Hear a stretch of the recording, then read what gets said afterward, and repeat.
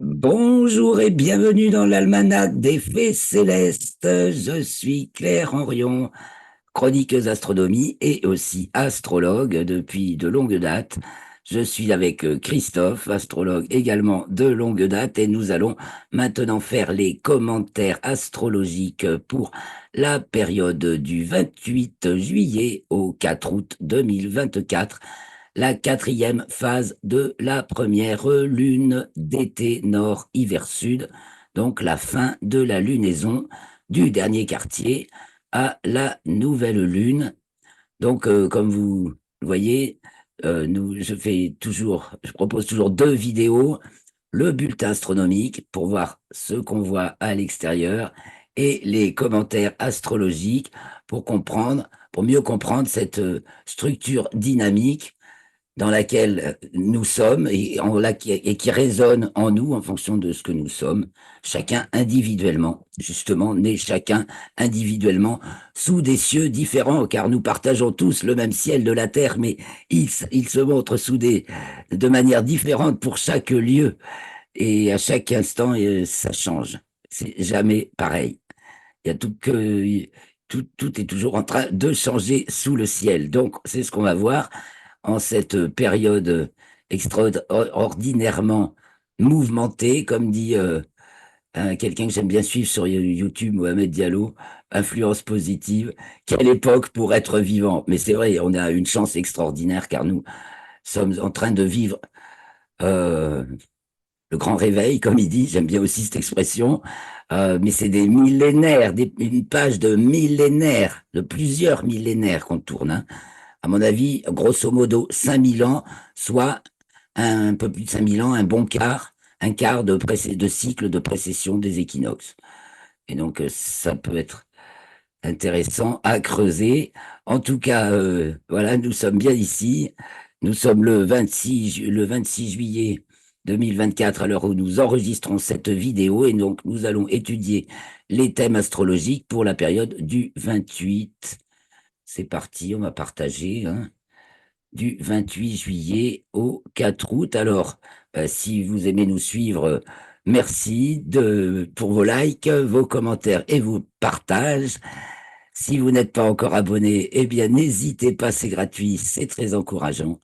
Et si vous avez les moyens de soutenir ce travail et cette merveilleuse recherche et découverte du soriastre, qui est cette méthode d'astrologie dont j'ai parlé un petit peu j'ai parlé du diamant dans le bulletin astronomique. Voilà, le diamant que nous avons découvert dans le charbon de Decazeville, le diamant qui réunit les deux faces de la médaille de la mère des sciences, l'astronomie pour voir à l'extérieur, l'astrologie pour voir à l'intérieur.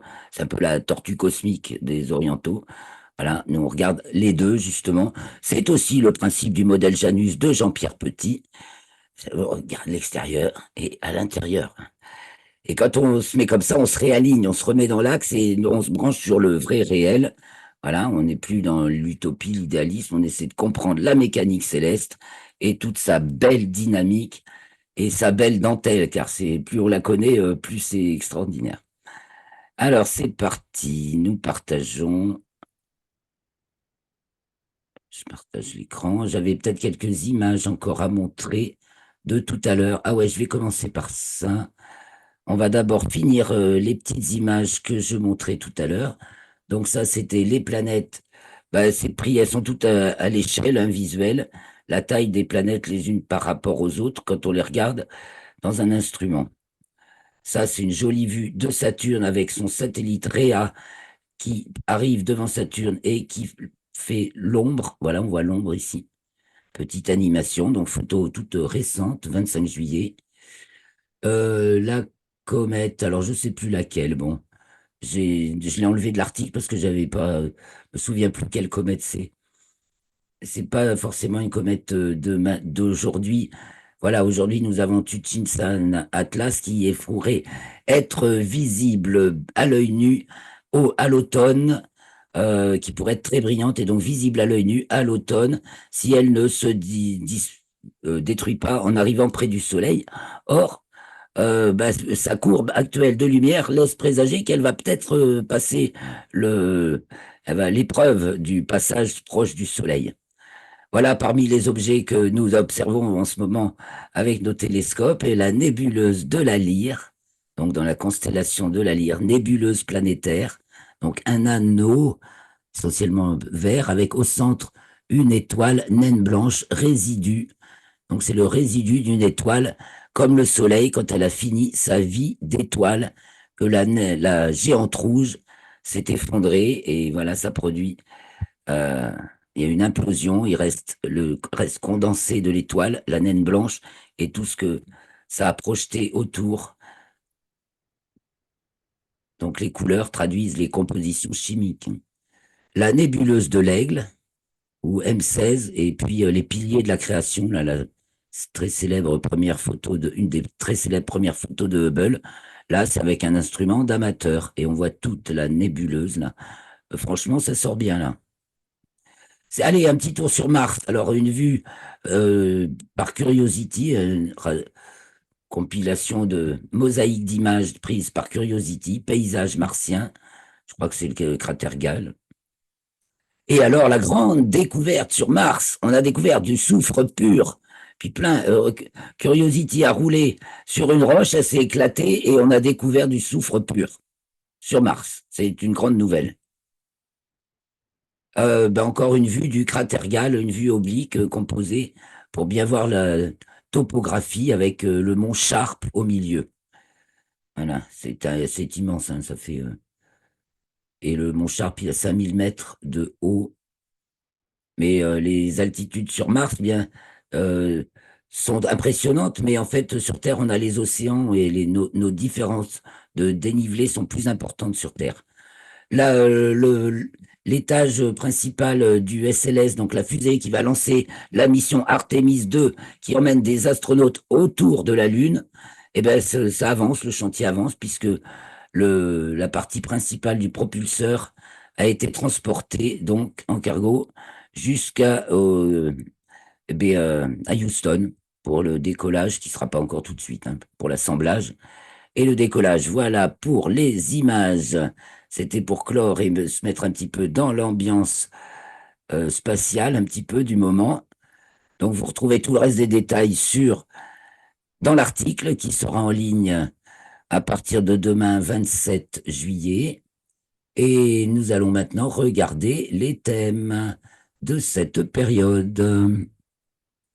Donc nous commençons par le dernier quartier. Enfin, on va peut-être faire des petits flashbacks hein, sur ce qui va nous intéresser à revoir pour avoir les clés du mois de la lunaison qui s'achève. Ça va être la nouvelle lune, la pleine lune. On a eu l'entrée du soleil en Lion, donc le 22 juillet. Et puis voilà, donc maintenant le soleil est en Lion et c'est le dernier quartier, le 28. Alors, évidemment, on pourra revenir aussi un petit peu en arrière. On va déjà regarder le thème du dernier quartier avec Saturne qui culmine, ascendant Cancer. On peut regarder un petit peu en arrière quand même. Le thème de l'entrée de la Lune dans le signe du Taureau le 27 juillet à 17h22, où nous avons la Lune pile au fond du ciel et Mercure. Voilà. C'est pour la. Si on veut revenir sur cette ouverture des Jeux Olympiques, on est dans. D'ailleurs, j'ai fait le thème. J'ai fait le thème de moment de Alors, l'ouverture des Jeux Olympiques. L'ascendant est pile sur le soleil de Macron. Dernier degré du signe du Sagittaire. Au moment. non, c'est dernier. Non, non, non, non, non, non. C'est dernier. Tu te trompes de 30 degrés. euh, non, mais pas sur ce thème-là. Hein. Je ne parle pas du thème qu'on voit là. Ah, Là, c'est le ah, thème de d'accord. la Lune qui rentre en bélier le 25 juillet. Non, il faudrait que je vous le ressorte parce qu'il n'est pas loin, je vais le chercher. Je Ah, d'accord. vais le Mais chercher. moi, alors, Claire, Hmm. il y a une chose qui me chiffonne, c'est que les compétitions ont commencé mercredi à 3 heures. Oui. Et moi, je dirais que Euh, c'est plutôt là le début. Ah oui, oui, mais enfin, Parce je que parlais de les l'ouverture JO ont de commencé. l'événement. Oui, les JO ont commencé. Hein? Il y a plusieurs dates à Voilà. considérer. C'est toujours ça. Donc, en fait, il y a eu plusieurs rencontres en même temps, à Paris et à Saint-Étienne. Je les ai pas là. C'était mercredi à 3 heures. Ouais.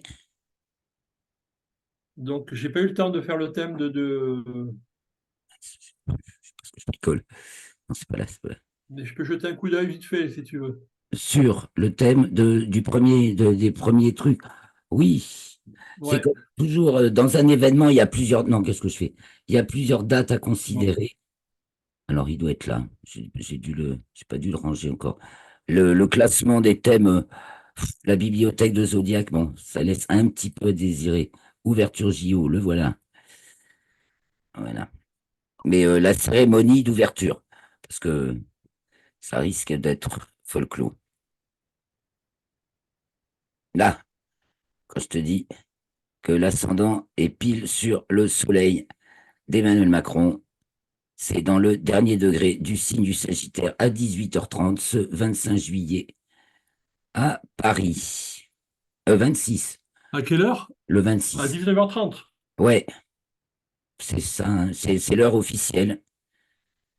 Donc on a le Ouais. grand air en Lion et Mercure qui rentre en Vierge, dissonant à Mars et Uranus. Donc ça dissonne au point de vue euh, les pauvres athlètes, quoi. Moi, je sais pas, ça va faire. Alors il y a des personnalités en vue, c'est sûr. C'est une ouverture, lune bélier, voilà, on est dans le thème, la thématique de inauguration, ouverture, avec des belles figures qui se montent sur la scène, des chanteurs, des chanteuses, machin, qui sont payés des milliards d'ailleurs. Un sextile aussi à Jupiter en Gémeaux pour les jeux. Bon, bah, tout est là, tout est logique. Euh, on a donc Mars-Uranus en 5 et Jupiter. C'est tumultueux. Et alors, les gens bah, sont verrouillés chez eux. C'est un peu ce que peut vouloir dire Mercure. Pour éviter tout soulèvement possible, on sent que ça bouillonne du côté du peuple, hein. Ça bouillonne, ça foisonne en Gémeaux, hein. Alors, Mars-Jupiter, c'est aussi beaucoup la thématique des jeux. On veut vraiment qu'on y est en Gémeaux. On voit vraiment qu'on est en plein dedans, quoi, hein. Les Jeux Olympiques. Mais alors, ce Mercure vierge qui cadenasse, là, euh, voilà. Bon, ben, on vous souhaite Père Mars Uranus. on vous souhaite de sortir derrière les grilles bientôt, hein. On a Mars qui est tensionnel, donc sur qui fait carré. Alors à Mars qui est Mercure. déjà en Gémeaux, Uranus qui est toujours en Taureau, bien sûr. Et là justement, on est au passage Lion Vierge. Donc après la force d'excitation débloquante du Lion qui affirme sa personnalité, son caractère et son existence, hein, qui se fait valoir, on va rentrer dans... on a tellement de choses à ranger maintenant qu'il va falloir rentrer à nouveau sous la couverture, hein, comme... faut rentrer à la maison, quoi, hein, parce que quand même l'été, c'est paradoxalement, si on veut, le signe de la maison, hein, maison au cancer.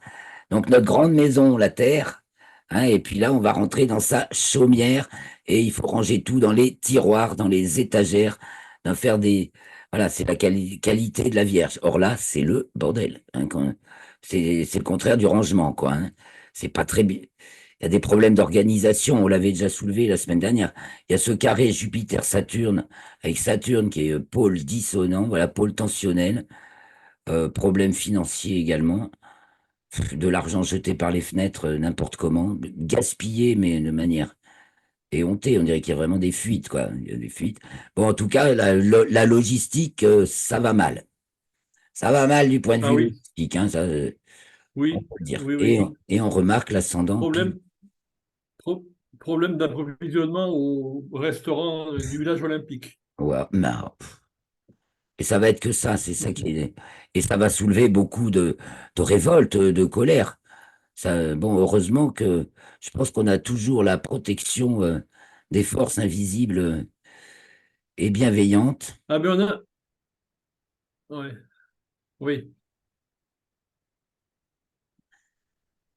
hein, voilà. Mais tu as remarqué que dans les Grèce Lions, Mars était sur le milieu du ciel. Ah, tiens, on y retourne. Ça correspond à une situation. Ça peut faire un esprit d'attentat, ça, non? Alors, dans l'ingresse Lion, Soleil Lion, voilà. On a donc Mars pile au milieu du ciel. Ah bah oui, qui rentre dans le signe des Ah ben Gémeaux. oui. Donc, en tout cas, il y a une fracture. Il y a quelque chose qui se sépare en deux. C'est le principe de Mars.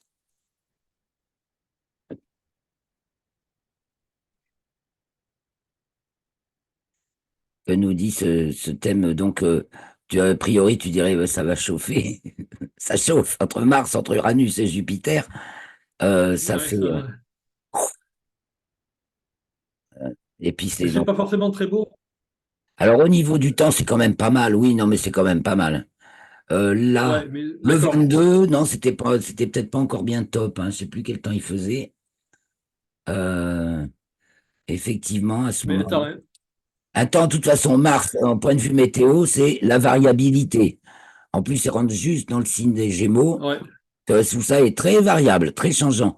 Il y a quand même des hautes, voilà, des deux forces ascensionnelles que sont Uranus et Jupiter. Jupiter, là, il commence à être bien sympa en Gémeaux. Ça fait quand même fait du beau temps, mais il est en maison 10, donc c'est pas. Bon, ben, c'est quand même du beau temps, c'est plutôt beau, c'est plutôt positif, je dirais, pour le beau temps. Et Uranus en taureau, bon, Mhm. n'est pas rangé en taureau. Ça maintient un caractère orageux. Je pense que Ouais, le c'est ça. caractère. Bon, là, c'est pas trop pour ce moment, mais Mercure en Lion, quand même, car Uranus, si ça peut te faire des beaux orages, des beaux phénomènes électromagnétiques, des trucs spectaculaires aussi. Sinon, l'ascendant est vierge. Les températures n'ont pas l'air de vouloir être excessivement excessives. Je sais pas si ça va nous la faire monter, Ben la là, température. ah, alors, là, il fait bon, là, hein. Ben oui, chez nous, c'est À pareil. Paris, il Un fait temps pas plus agréable. chaud. Ouais. Une chaleur d'été sympathique, pas excessive. C'est l'été, ça fait du bien. Mais on n'est pas à mourir de chaud. Pour l'instant, c'est comme ça.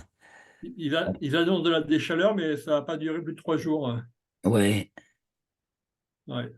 c'est tempéré. Donc, l'entrée du soleil en Lion s'est fait sur l'opposition de soleil à Pluton. Ah Donc, bon? tout ce mois du Lion, on va voir révéler le feu ce qu'il y a sous le tapis, là. Hein. Il y a le trigone de Neptune et enfin, la détente par trigone sextile à Neptune et la détente par trigone sextile à Mars et à Uranus. Donc, tchoum, tchoum, tchoum. On va voir sur. Ben, Il y a plein de bon des scandales hein, qui vont sortir forcément, des insuffisances spectaculaires. Ça peut aussi être des dénonciations, des mauvaises langues, tout ça, ça peut être hein. Des paroles en l'air, trop vaniteuses, trop de vanité. Mercure en Lion en 12, hein, carré Mars-Uranus, trop de vanité, paf, le coup. Mars-Uranus, c'est comme la Maison Dieu dans le tarot de Marseille. Hein. Tout d'un coup, tu te casses la gueule. Hein. Si t'es pas dans l'axe, tu te casses la figure. Je peux montrer un petit peu le RET. Il est là. Tiens, ben, alors on va voir avec les figures. Donc Mars, le plan de l'existence ici, maintenant, au présent, dans la dualité, duel de l'existence. Donc voilà, ça c'est l'action dans laquelle on est de toute façon. Et toujours le duo-duel, qui est aussi bien duel que duo, car c'est pas que le dieu de la guerre, Mars, hein, je le rappelle, c'est aussi ce qui fait marcher nos deux mains, nos deux jambes, nos deux yeux, etc. Ça, c'est des duos. Logiquement, c'est aussi Mars. Donc, duo-duel. Et puis là, avec le signe des Gémeaux, il y a beaucoup de dextérité au bout des doigts. Jupiter et Uranus, qui sont des fonctions donc ascensionnelles, hein, donc, on va faire profiter l'existence. Et là, c'est le type pour ça, je disais que c'est typique des jeux. Et donc, ça va. euh, c'est quand la fin des Jeux Olympiques, précisément, le 11 août. le 11 août. 11 août. Et la conjonction de Mars et Uranus, c'est le 14. De Mars et Jupiter, je veux dire. Mars-Jupiter, le 14. Le 14. Ouais. Voilà.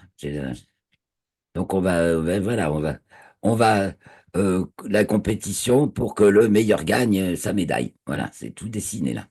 Et puis Uranus qui nous ramène des profundis jusqu'au sommet jusque sur le podium, ou qui ramène des vérités essentielles, en tout cas qui fascinent. C'est ce qui va ramener, voilà, qui va faire qu'on se polarise sur quelque chose. Donc ça peut. Et puis alors en taureau, ça canalise en plus. Donc c'est vrai qu'il y a ça fait penser aussi à tous ces gens qui canalisent des voix de l'au-delà. Ça va très très bien avec le taureau.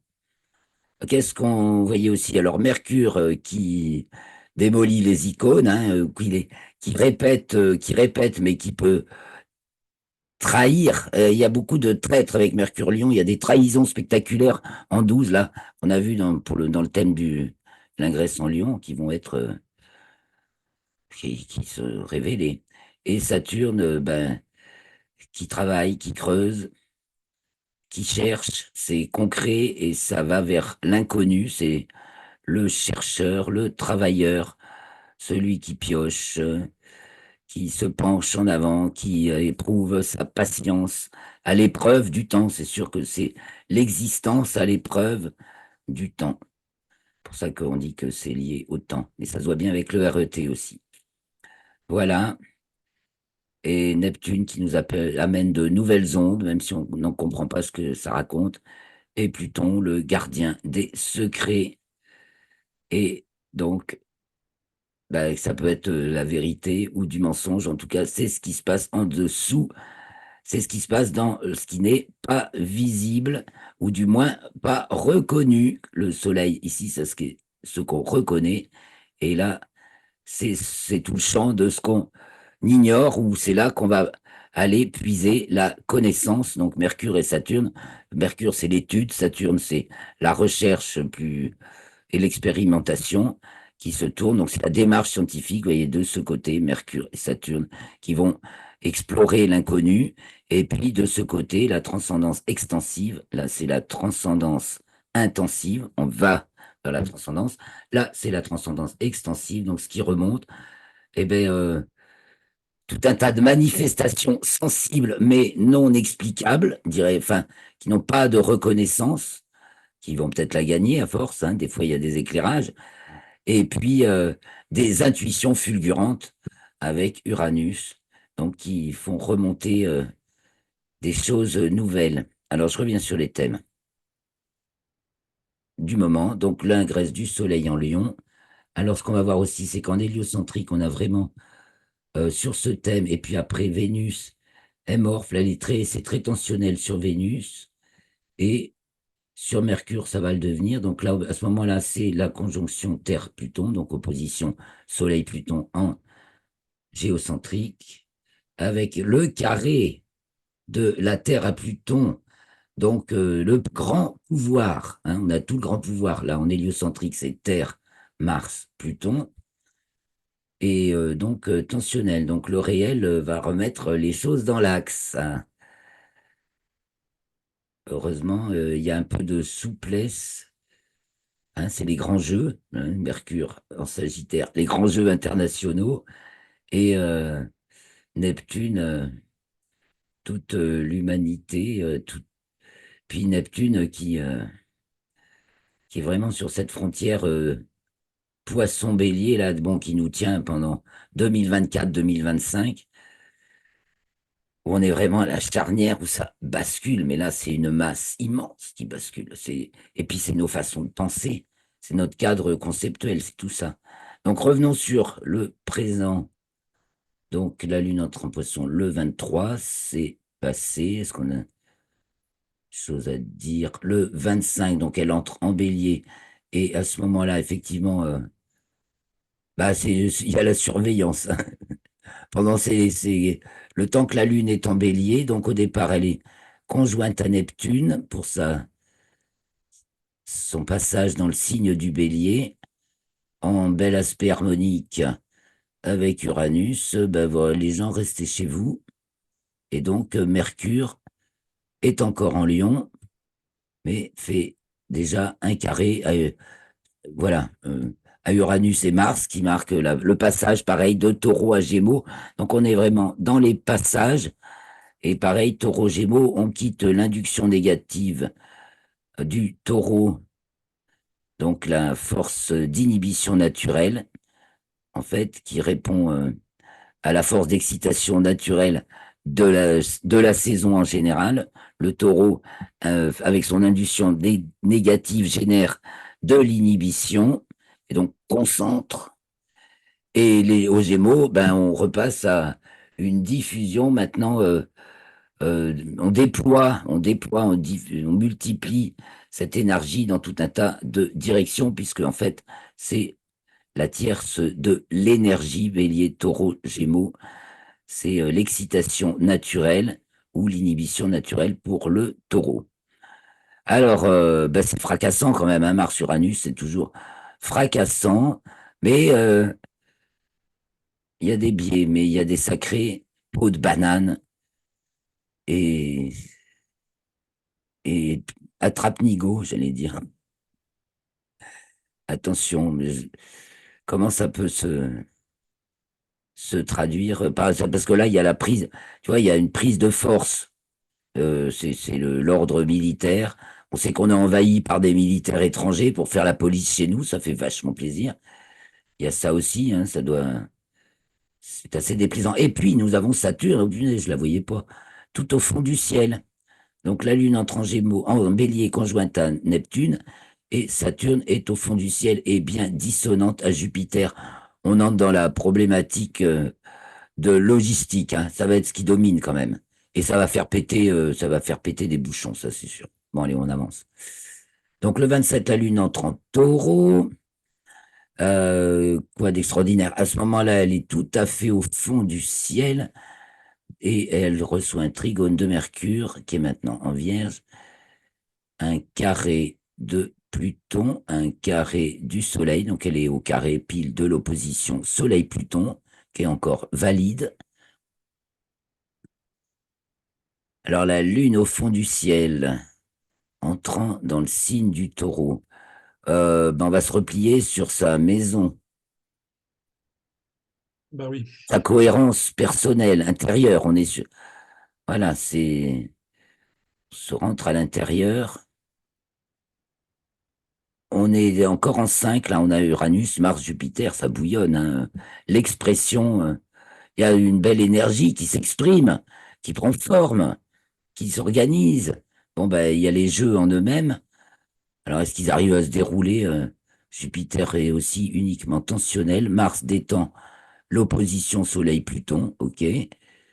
Donc, on est dans l'action, duo ou duel, hein, évidemment. Ça peut friter, mais ça peut fraterniser aussi, hein, Mars en Gémeaux, pour détendre les contradictions impossibles. Soleil-Pluton, c'est des contradictions impossibles. C'est les deux pôles, hein. Donc, il faut savoir jouer des deux pôles. Et là, on a une facilité, Dieu merci, parce que ça parle aussi à nous, quoi. Et en héliocentrique, on voit à quel point Vénus et Mercure, elles ont bobo quand même, hein, et Mars. Donc pour les gens, là, il y a plein de choses tensionnelles. Vénus en Gémeaux et dans ses petits souliers. Mercure en Sagittaire, demi-carré à Pluton, à la Terre, les deux. Et à Saturne, beaucoup de dissonance, quoi. De dissonance verbale à l'international. Et Mars en Bélier, les guerroyeurs, les guerroyeurs sont toujours là à vouloir faire la guerre, mais je ne sais pas si ça va bien se passer pour eux. On pourrait aussi parler de ce qui se passe aux États-Unis, bien sûr, où c'est encore plus la cacophonie. Alors, j'avais fait le thème de la tentative d'assassinat de Trump. Apparemment, Biden, lui, il a Ah oui. disparu, mais il se pourrait qu'il soit mort en vrai, mais ils vont mettre du temps à nous le dire. Ça va mettre du temps à être révélé, mais il y a tellement de choses dingues qui vont être révélées. Alors là, je me demande, voilà, on va se régénérer, hein, la Lune en taureau, pile au fond du ciel, elle entre en taureau. Euh, faut recoller les morceaux, faut se refaire une santé. Sinon, la figure, là, elle est assez dynamique, mais Jupiter Gémeaux, est tensionnel, hein. Et bon, ça, il y a beaucoup de choses qui sont pas faciles dans l'organisation. Et bon, on va souffrir de cette logistique déplorable pendant toute la durée de ces jeux. Le 28, c'est le dernier quartier, donc on débute en fait, on était déjà avant. Et donc on retrouve Saturne en haut. Donc tous les petits problèmes, bah, là, ils sont exposés. Mais alors vraiment, il y en a, c'est la chimolie, quoi, un peu. C'est le fond du marais, hein. Beaucoup parlent de nettoyer le marais. Jupiter, Et alors le marais, Jupiter et c'est bien Jupiter. Saturne et Neptune en poisson, on peut pas faire mieux. Et maintenant qu'elles sont rétrogrades, on est vraiment à la dernière passe là de drague du fond. Et on n'a pas fini de en ramasser encore de la merdasse et que ensuite, ben après, on va faire du neuf, hein. Alors, on est dans cette transition et donc, c'est sûr que la conjonction, c'est pareil, elle va se produire début 2025 entre Poisson et Bélier, en fait, selon le référentiel. Et on est vraiment dans cette refonte, on refait les fondations, hein, les fondations de nos croyances, Neptune. Saturne, les fondations, Neptune, nos croyances. Donc on découvre tout parce que les découvertes, hein, alors à chaque fois, parce que aussi les découvertes qu'on fait dans, en astronomie avec le télescope James Webb en particulier, mais ça remet toutes les semaines, il y a 4, 5, 6 nouvelles qui parlent aussi bien de l'univers très lointain que des planètes proches, mais il y a tout le temps des découvertes qui remettent en question tout ce quoi reposait la cosmologie depuis Einstein. Donc, ça fait du bien quelque part. Et puis, voilà, ça va ouvrir la porte à d'autres modèles cosmologiques plus cohérents et qui ne restent pas scotchés exclusivement dans ce matérialisme positiviste duquel la France est le- la tête de convoi, hein, et qui s'avère absolument, voilà, on arrive au bout. On arrive au bout de cette prétention finalement complètement illogique. Euh, à l'origine, c'est Aristote, enfin, ça a dérivé d'Aristote, c'est de ne vouloir considérer que les faits tangibles dans le monde extérieur. Et s'imaginer qu'il y a et aller jusqu'à penser qu'il y a une réalité unique pour tous, alors qu'elle est différente pour chacun. Même si les ingrédients sont les mêmes pour tous, la planète, c'est la même pour tous, le soleil, c'est le même pour tous. Et ça, on le voit, voilà, dans le thème équatorial. Qu'est-ce qui se passe d'un point de vue collectif en apparence? Donc, c'est toujours Vénus ici. Vénus est dissonante à Mars. Bon, il y a des différents, quoi. Voilà. Bon, j'avance un peu parce que je crois, vous voyez, dans le plan équatorial, Neptune a déjà passé 0 heure, donc le bélier, quoi.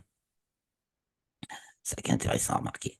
Alors, on va aller un peu plus vite. La Lune entre en Gémeaux, donc elle est conjointe aux Pléiades le 29 juillet à 21h57 TU. Elle est donc entre Mars et Uranus. Elle est en secteur de haut. Là, Ah, là, là, financièrement, va y avoir, oh putain, avec Mercure, il va y avoir des insuffisances dans dans tous les services, hein. Et puis, ça va y avoir, là, c'est les ressources. Ça, alors, elles sont soutenues, hein. Heureusement qu'elles sont soutenues, les ressources. Mais il va y avoir des craquements. Vénus en Lion, voilà, il y a des richesses qui s'effondrent là. Enfin, je sais pas, il y a un problème du côté. C'est sûr que les cracks, il y a des cracks, il y a des cracks dans la bourse là, ça craque, ça va craqueler de partout même, hein. Waouh! Et Saturne toujours dissonante en Poisson. Bon, je continue à avancer. Sur les lios, c'est Vénus opposé Saturne. Aïe, aïe, aïe, il y a beaucoup oh, ben, il y a de la douleur du côté féminin. Moi, je pense que moi, je pense aux athlètes qui sont là pour jouer, ils sont vraiment maltraités. Je pense qu'ils sont pas bien traités. Les gens qui viennent les voir sont pas bien traités non plus. Enfin, et les Parisiens sont pas le droit d'exister. C'est hallucinant cette histoire. On a tout ça là. Bon, j'avance parce que on va être bientôt couper, puis moi je vais partir sous le ciel. Le 1er août, la Lune entre dans le signe du Cancer à 3h18 TU. Neptune est au Neptune, milieu du ciel et peut-être nous protège. Voilà. On a, parce que elle protège la Terre maison et Lune. et la Lune, donc en 12. euh, Il va pas y avoir une embrouille. ouais, il y a de l'embrouille. Toujours avec Lune dissonante à Neptune.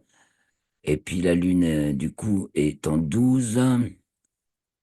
C'est bien sûr, il y a des ficelles.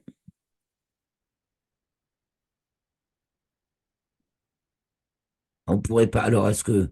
Parce que moi, j'ai imaginé, je reviens un tout petit peu en arrière, que justement, à l'occasion de l'ouverture de ces jeux, bon, il est là-bas le thème, euh, il y avait une fuite possible, justement. Parce que, tu vois, Macron, là, tout en train de s'écrouler. Si, s'il tombe dans les mains des Français, et là, il finit au mieux ses jours en tôle, avec les crimes contre l'humanité dont il va avoir les mains recouvertes.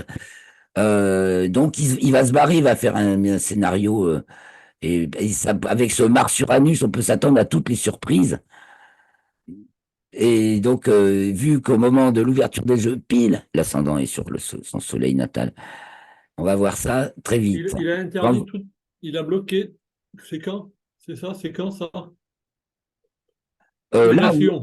Il va se aujourd'hui, passer quelque chose. aujourd'hui à Oui. 19h30, ouais.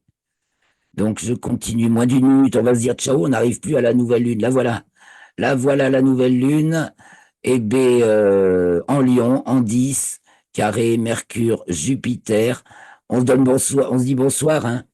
En balance, Pluton au fond du ciel, la vérité. Je vous donne rendez-vous la semaine prochaine, non, celle d'après, le lundi, car on va sauter une semaine pour se retrouver Le pour 4. le 4, hein, je crois. Enfin, inscrivez-vous pour recevoir le mail, parce qu'à l'avance, des fois, je ne sais pas toujours. Donc, si vous avez reçu le mail,